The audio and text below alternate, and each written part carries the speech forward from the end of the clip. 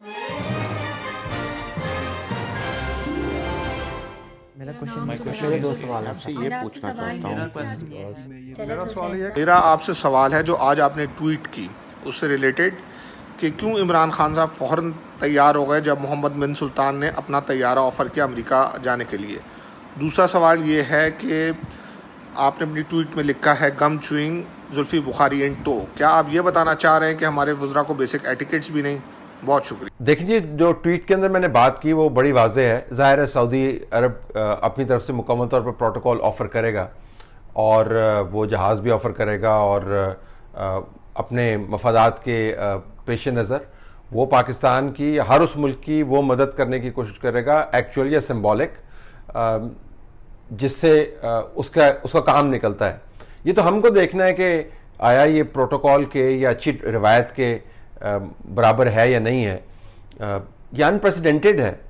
اب ایسے وقت میں جب ہم نے خود یہ کہا ہوا کہ ہم نے ایک متوازن فارن پالیسی اپنانی ہے، اس کے اندر جب آپ ایک ملک جو دوسرے ممالک کے ساتھ یا دوسرے ممالک جو اس ملک کے ساتھ یا اس کے الائز کے ساتھ نبرد آزما ہیں، ان کے جہاز میں سے آپ نکلیں گے تو کیا امپریشن ملے گا؟ نمبر 1. نمبر 2، اپنی ایئر لائن کے اندر جانا چاہیے. اپنی ایئر لائن کے اندر کیوں نہیں جاتے ہیں؟ آئی ڈونٹ انڈرسٹینڈ دس کہ ویسے کون سے آپ نے جو ہے وہ بہت زیادہ پیسے بچانے کی پالیسی اپنائی ہوئی ہے. اپنا ڈیلیگیشن تو دیکھیں، ڈیلیگیشن کے اندر کون کون سے لوگ گئے ہوئے تھے. تو جہاں پر آپ کو پیسے بچانے ہوتے ہیں وہاں پہ آپ بچاتے نہیں ہیں، اور جہاں پر آپ کو نیشنل آنر اور ڈگنیٹی کا مظاہرہ کرنا ہوتا ہے وہاں پر آپ اس قسم کی حرکتیں کرتے ہیں. تو ایک تو اس کا یہ پہلو ہے. جہاں پر زلفی بخاری کا آپ نے ذکر کیا، زلفی بخاری ہوں یا دوسرے لوگ ہوں ایسے جن کا کوئی تعلق واسطہ پاکستان کے ہائی اینڈ ڈپلومیسی کے ساتھ نہیں ہے، آپ ان کو گھومتے گھامتے دیکھیں گے، ہر طرف وہ موجود ہوتے ہیں. اب زلفی بخاری کی جگہ اگر کوئی اور شخص ہوتا، مثلا جس کا نام سے طارہ مسیح ہوتا، اب وہ اگر عمران خان کا جاننے والا ہوتا تو وہ اس ٹرپ کے اوپر ہوتا. کوالیفیکیشن آپ کی کیا ہے؟ دوسرا، آپ ڈیول نیشنل ہیں. ڈیول نیشنل جو ہے ظاہر پاکستانی ان کے پاس ایک آئیڈینٹی بھی ہے، لیکن برٹش نیشنل بھی ہیں. ہائی اینڈ سیکیورٹی والے معاملات کے اوپر آپ اپنے دوستوں کو نہیں گھساتے. تو ایک کوالیفیکیشن کا مسئلہ ہے کہ کوالیفیکیشن کیا ہے. دوسرا یہ کہ کس بنیاد کے اوپر آپ یہاں پر آئے ہوئے ہیں، وزیر اعظم کے ساتھ ٹریول کر رہے ہیں. ظاہر ہے وزیر اعظم کے دوست ہیں اور وہ دوستی کسی سے چھپی ہوئی نہیں ہے. اور وزیر اعظم جب یہ کہتے ہیں کہ جی میں نے نیپوٹزم نہیں کیا، تو نیپوٹزم کا یہ مطلب نہیں ہوتا کہ اپنا پھوپھا چاچا جو ہے وہ آپ یا بیٹے اور اولاد تک ہی محدود رہتا ہے. جو آپ کے حلقہ احباب کے لوگ ہیں جن کے ساتھ آپ کی بڑی گاڑی چھنتی ہے، اگر ان کو آپ یہ ایکسیس دیں گے جو زلفی بخاری ٹائپ آف لوگوں کو دی ہوئی ہے آپ نے، تو اس سے بڑا نیپوٹزم اور کیا ہوگا؟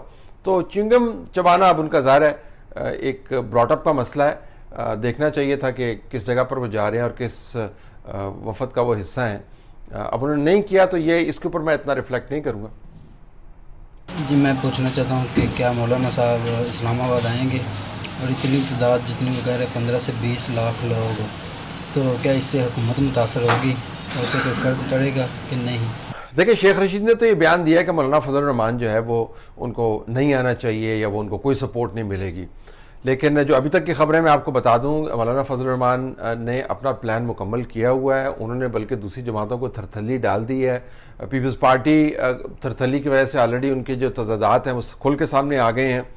اس کو کہتے ہیں دیر ہینڈ واز کالڈ بائی مولانا فضل الرحمان کہ جی آپ واقعتاً حقیقی اپوزیشن کرنا چاہتے ہیں، اس ٹائپ کی جس قسم کی مولانا پرپوز کر رہے ہیں، یا آپ نے صرف باتوں سے ڈنگ ٹپانا ہے بڑے بیانات دے کے. تو وہ پیپلز پارٹی تو ایکسپوز ہوگی. اب نون لیگ بھی ایکسپوز ہونے جا رہی ہے. اب 30 تاریخ انہوں نے کوئی اپنی سینٹرل ایگزیکٹو کمیٹی کی میٹنگ رکھی ہے.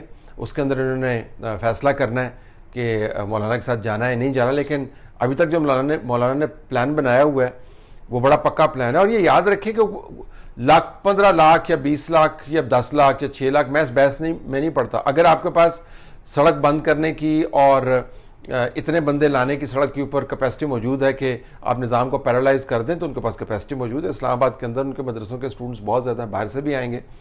تو یہ جماعتوں کا مسئلہ ہے. میرا نہیں خیال کہ فضل الرحمان کے آنے یا نہ آنے کا مسئلہ، ان کا ذہن کلیئر ہے کہ انہوں نے یہاں پر آنا ہے، کوئی جماعت ان کے ساتھ ہو یا نہ ہو. فی الحال تو میرے پاس یہی معلومات ہے.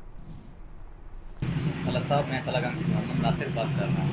میرا آپ سے سوال یہ ہے کہ جو اینکر صافی حضرات ہیں، ان میں صاحب ہیں یہ سب پہلے تو بہت ہی زیادہ عمران خان صاحب کے حق میں بولتے تھے اور آج کل ان کے مخالف بات کر رہے ہیں، تو یہ کیا چکر ہے؟ پلیز آپ اس کا جواب دیں گے۔ دیکھیں جی، آپ نے دیکھا ہوگا آپ کے سوال کے اندر میں نے اینکرز کے نام جو ہے وہ ان کے اوپر بیپ ڈال دی ہے۔ ذاتی معاملات سے قطع نظر ایک پورا گروپ موجود تھا جو الیکشن کے اندر جو واردات ہوئی اس کے اوپر پردہ ڈالنے، اس واردات کو ایکسپوز کرنے والے لوگوں کے اوپر کیچڑ اچھالنے، عمران خان کو پاکستان کے اندر خدا کا تحفہ قرار دینے، تمام تر جو اس پچھلے 1.5 سال کے اندر وارداتیں ہوئی ہیں جوڈیشری کے ساتھ، میڈیا کے ساتھ، ان کو چھپانے، یہ تمام کے تمام گروپ کے لوگ جو ہیں وہ اس کے اندر موجود تھے، اور ایک نہیں درجنوں کے حساب سے۔ جب مالکان موجود ہے تو پھر اینکرز کو ہم کیا کہیں، یہ لوگ اس میں موجود تھے۔ اب یہ کیوں عمران خان کے خلاف ہو گئے تو آپ کو خود پوچھنا چاہیے ان سے، لیکن ریپوٹیشن اسی قسم کی ہے گروپ کے 4 5 6 8 ممبران کی کہ جب بھی ہوا بدلتی ہے تو یہ اپنا رخ بدلتے ہیں، یا ان کو دیکھ کر اندازہ لوگ لگاتے ہیں جی کہ اسٹیبلشمنٹ کا رخ کس طرف جا رہا ہے۔ تو اگر آپ وہ زاویہ اپنانا چاہیں تو اس کی اپنے نتائج آپ اخذ کر سکتے ہیں، لیکن میرا یہ خیال ہے کہ جنرلی اسپیکنگ ایسے لوگ جو چلتی ہوا کے ساتھ چلتے ہیں اور بے بنیاد باتوں کے اوپر بھی سٹینڈ لیتے ہیں، پھر صحیح باتوں پر بھی سٹینڈ لیتے ہیں، ان کی کریڈیبلٹی کا بہت بڑا ایشو ہوتا ہے، اور بطور صحافی اگر آپ کی کریڈیبلٹی نہیں ہے تو پھر آپ اچھی بات یا بری بات جو بھی کریں لوگ سننے اور ماننے کو تیار نہیں۔ طلعت بھائی، میرا سوال ہے اس معاملے میں کہ یہ جو لائف سیونگ ڈرگس مہنگے ہو گئے ہیں، سارے ڈرگس یہ لائف سیونگ کے مہنگے ہو گئے ہیں۔ پچھلے دنوں کینسر کے پیشنٹس نے احتجاج کیا لاہور میں، ان کو فری بلڈ فیوژنس جو ہیں وہ بند کر دیے گئے ہیں، ان کے آپ سے وہ بھی چارج ہوتے ہیں۔ تو یہ حکومت جو ہے یہ کس طرف جا رہی ہے؟ لوگ دیکھ بھی نہیں رہے ہیں کہ کیا ہو رہا ہے، نہ اس پہ کوئی سوال اٹھا رہا ہے، نہ کوئی ٹی وی پروگرام ہو رہا ہے اتنا، نہ اینکرز اس کو اتنا اٹھا رہے ہیں، نہ میڈیا اس کو چھال رہا ہے، اور لوگ جو ہے وہ ایون لائف سیونگ ڈرگس تو آپ اب یہ بھی کیا نواز شریف پہ ڈالیں گے کہ نواز شریف نے مہنگے کر دیے ہیں، یا نواز شریف کی وجہ سے جو ہے یہ، یا شہباز شریف کی وجہ سے خراب ہو گیا ہے؟ کیا یہ اس پہ کچھ آپ تبصرہ کر دیں پلیز؟ دوائیوں کا میں آپ سے بالکل اتفاق کرتا ہوں، بہت بڑا مسئلہ ہے۔ نہ صرف دوائیاں عام لوگوں کی پہنچ سے باہر ہو گئی ہیں، قیمتیں ان کی بڑھ گئی ہیں، ہسپتالوں کے اندر جہاں پر مفت علاج کی سہولیات مہیا تھی، ٹیسٹ کی سہولیات مہیا تھی، وہ وڈرا کر لی گئی ہیں۔ فیک دوائیاں، میں بھی ایک ایڈیٹوریل پڑھ رہا تھا ایک اخبار کے اندر، جو غیر معیاری دوائیاں ہیں جو رجسٹرڈ ہوئی ہیں وہ غیر معیاری دوائیاں مارکیٹ کے اندر موجود ہیں، اب ان کو کینسل کرتے پھر رہے ہیں۔ ایک بہت بڑا مافیا ہے دوائیوں کی پرائسز کو فکس کروانے والا اور دوائیوں کو لوگوں کی پہنچ سے باہر رکھنے والا۔ حکومتوں کا کام ہوتا ہے کہ ان جگہوں پر انٹروین کر کے لوگوں کو سہولت مہیا کریں۔ مجھے سمجھ نہیں آتی کہ صحت کے نظام کے ساتھ جو کھلواڑ پچھلے سال کے اندر ہو چکا ہے اس کی بنیاد کیا ہے۔ جو پبلک ہیلتھ کے ایشوز ہیں، اب ڈینگی کو آپ اٹھا کے لے لیں، پہلے میں نے پولیو کا بھی ذکر کیا تھا، اب دوائیوں کا آپ نے ذکر کیا ہے۔ پبلک ہیلتھ بالکل بھی ایجنڈے پہ نہیں ہے۔ اب کرتے رہے سیمینار اور سوفسٹیکیٹڈ میتھڈالوجی بناتے رہے ہیں، پتہ نہیں کیا کارڈز بناتے رہے، لیکن حالات وہی ہیں جس کی طرف آپ نے ذکر کیا۔ میں اس کو ٹیک اپ کروں گا اس ویک کے اندر، اور میں 1-2 انٹرویوز لائن اپ کرنے کی کوشش کر رہا ہوں تاکہ یہ دوائیوں کا جو معاملہ ہے اس کو آپ مکمل مربوط انداز سے اس کا تجزیہ کر سکیں۔ بٹ اسپاٹ آن، بالکل آپ نے ٹھیک کہا، یہ بہت بڑا ایشو ہے جس کی ذمہ داری آپ کسی اور کے اوپر نہیں ڈال سکتے۔